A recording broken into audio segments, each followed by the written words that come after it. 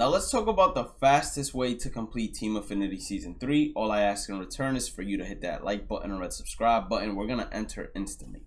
Now, the first thing you're going to see, as I talked about previously in previous videos, is they have the exchanges. You can go ahead and exchange 5 points for 25,000 exchange value players. You can get 10 points for 50,000, and then they do have a stage 4. It is not 150,000, instead it is 75,000, but in total you'll be able to get yourself 15, 30, 40, 45, and that should take you no time whatsoever. You'll be able to unlock a diamond instantly, because you will see that at 30 team affinity points you unlock the first diamond out of the select 5, and there are no henchmen between the select 5 and the reward path. It is only the select 5 as well as exclusive packs and team affinity packs. So that is 45. Once you knock out this collection of flashbacks and legends, which I believe, if not all, a ton will go ahead and have it completed, that's another easy 10 points. So in total right there, what we have is 55.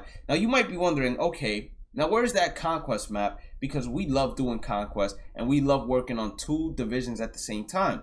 Well, there is no conquest for Team Affinity Season 3, as Team Affinity Season 3 is only 100 Team Affinity points in order to complete it, and I guess they said to themselves, conquest is not going to be worth it. So that might be a humongous relief for a lot of people right there, but for me, it is a little bit of a downside because I love going ahead and making conquest guides for you all. Now, the difficulty for the moments, it has been upgraded to veteran, so I want you all to keep that in mind, but each moment now gives you 3 team affinity points instead of the 10 it used to give previously. So now you got 70 team affinity points. If we look at how many diamonds out of the select 5 we will have at 70, we will have 3 total select diamonds. Now this is where being smart in general is going to come into the equation.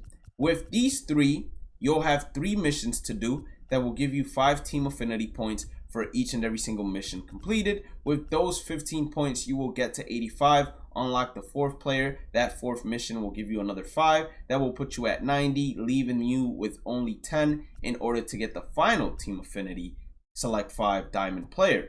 Now this is what I suggest you go ahead and do in order to go ahead and make the entire thing a lot faster once you get to 70. You have 2 options. 2 ways you can go about it. You can either do it through offline grinding or through online grinding. To me, it doesn't really matter. At the end of the day, it's what you feel most comfortable with. Now, if you're doing it offline grinding, what you're going to do is whatever division you're working on first. For example, if we were doing the AL East, I'm going to load up a team full of AL East players, and I'm going to make sure that the first 3 select diamonds that I picked out of the selected 5, meaning if I did Cedric, Rafael Devers, and Aaron Judge, I'm going to make sure that in the lineup, I have them hitting first. So I'm going to have Cedric in center, Rafael at 3rd, Aaron Judge at right, and I'm going to have them hitting 1, 2, 3.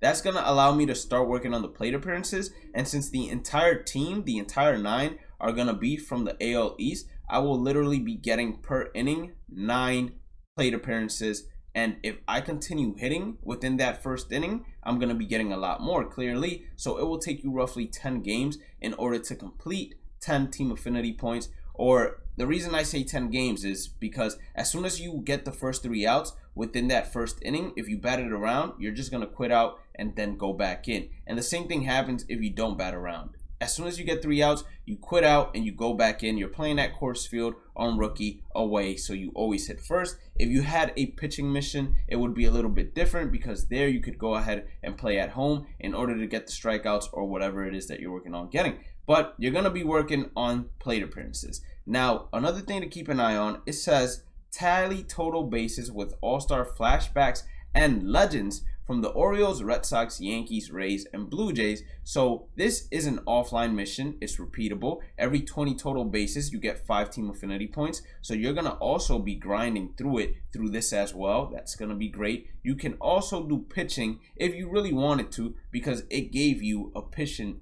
moment as well. So instead of quitting out and just going through plate appearances, you can also just go ahead and play out the entire game versus the CPU on rookie difficulty. Get the 15 strikeouts, that's 5 points. If you get the 20 total bases, that's another 5 points. So that's going to be 10 points most likely that you're going to be getting per game. And then you're going to be tallying plate appearances. So the exchanges are not even necessary at all. And then they also have this one. It says, tally total bases with 2021 All-Star Series players, does not include the All-Star Series. So I'm a little confused right there because I don't know what they mean by does not include the All-Star Series. I think what it means is getting the stats with these 2021 All-Star Series players. Now, if this is the All-Star Series that they're not including, then I am completely lost. But that is what I believe it means. So if you have those 3 players and you're doing this one offline, you're going to be working on these missions regardless, and you're going to be completing these at the same time. So you're most likely going to be done with the division before you even get 100 total plate appearances. Now, this is the online version of it. You go ahead, put your team full of AL East players, NL East players, whatever division it is you're working on. You go to the event and you go ahead and get your extra base hits with hits at the same time, and you'll just knock it out of the park without a problem. If you really wanted to go the extra mile, you go ahead and put your entire team full of common players from the division as well. But with common pitchers against diamond hitters, you're not going to be getting too many strikeouts. So I would just use the most glitchy starting pitchers and relief pitchers there are in the game. And then I would just work on getting extra base hits and hits, as it will allow us to work on these 2 at the same time. And then it would allow us to work on these 2 at the same time as well, since we will be getting total bases and home runs at the same time. So as you can see, it is not necessary to do any exchange. I'm most likely not going to do any exchanges. I'm just going to do the missions and moments at the same time. Now, how do you go ahead and figure out whether you have an all-star legend or an all-star flashback player? I did a little bit of it myself just to go ahead and give you guys an idea of how it would look. But let's say we were doing the NL East, because I already did it for the NL or AL East. So you just go to all-star and whatever, or actually let's go to the NL West. You go put the series all-star, you put the team, whatever team it is you're working on, and then boom, you have Willie Mays. That's going to count for the total bases and whatever other mission we had to do with All-Star Series players. We're going to go and look now at the Padres, see if they have any players, and they do. They're going to have Fred McGriff. And then we're going to go to the Dodgers. You're going to back out and then head back in. As you can see, the Dodgers don't have anybody that's an All-Star Series player that is a hitter. You're going to go to the Rockies. The Rockies are going to have Charlie Blackmon. And then you're going to go all the way to the Diamondbacks, which is the final team remaining. And once at the Diamondbacks, you will see that they don't have anybody. Now, they might have some pitchers, and if you're looking to do the pitching moments as well, you can go ahead and knock them out. But what I would do is I would place these players instantly inside their respective position, or you can play them out of position. It doesn't really matter. And then to fill out the rest, I would use the Team Affinity Season 3 cards, diamonds that you have unlocked already. And if you haven't unlocked any diamonds, then I would just go ahead and fill out the rest with 2021 Live Series players from those teams, or any legends and flashbacks that you guys have from those teams in general. And then it seems like the 2021 All-Star Series players are going to be those players available in Team Affinity Season 3. So for this moment right here, or mission right here, you're going to be completing it once you have unlocked at least Rafael Devers, and once you have unlocked Cedric Mullins and some of these players right here, which is amazing at the same time, because that means that while you're working on one of these missions, you'll be able to knock out the total bases, you'll be able to knock out the home runs, and you're just going to be getting Team Affinity points literally out of every single place possible. This is going to be the easiest Team Affinity path and the fastest way to do it. I promise you, you don't need exchanges. You just need to play the game naturally, and playing the game naturally, especially team builds, you're going to knock it out. Have a blessed day and night. Stay positive, stay safe, stay blessed, and I will catch you all in the next one. Peace out.